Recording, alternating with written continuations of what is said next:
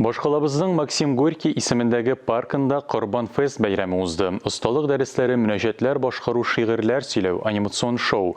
Фестивальнең иштәлеге бай булды. Әлеге бәйрәм беренче генә тапкыр үткәрелми. Бирегә гаиләләре белән килүчеләр дә байтак иде. Здравствуй, Домоника. Здравствуй, внучка. Поздравляю тебя с праздником. Машаллах, спасибо тебе, держи. Спасибо. Вот тебе такой подарок. Спасибо большое. Осталык дәресләренең берсе металлдан бизәкләр кую. Бу бик четерекле эш.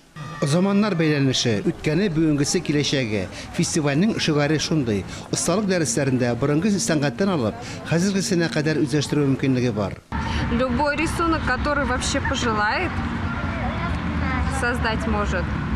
Виртуаль ойыннар аша киләчәк турында да хыялланып алырга мөмкин иде. Алар онытылмаслык хис кичерешләр генә белән итеп калмыйча, фикерләрне үстерергә дә ярдәм итә. Это самый новый шлем, он вышел полгода назад буквально, и он уже у нас здесь, в Казани. Кызыклы дәресләр, тамашалар, милли ашлар. Булар барысы да Корбан Фестның күркәм бизәкләре булды. Кунаклар бәйрәмнән канәгать калды. Много разных мастер-классов, там можно платьи раскрашивать, браслеты делать. Знакомых много встретить, да, вот для этого я пришел, для общения. Ну, все так мило, все так достойно, красиво, очень прям. Глаз радуется. Праздник для детей, для семьи, для города. Но очень приятно находиться в такой атмосфере. Тамашага илнең төрле почмакларыннан меңләп кунак килгән иде. Күпләр өчен Корбан Фест бәйрәмендә катнашу матур традициягә әйләнде. Фәнис Мөхәммәтов, Сергей Павлухин, Татарстан яңалыклары.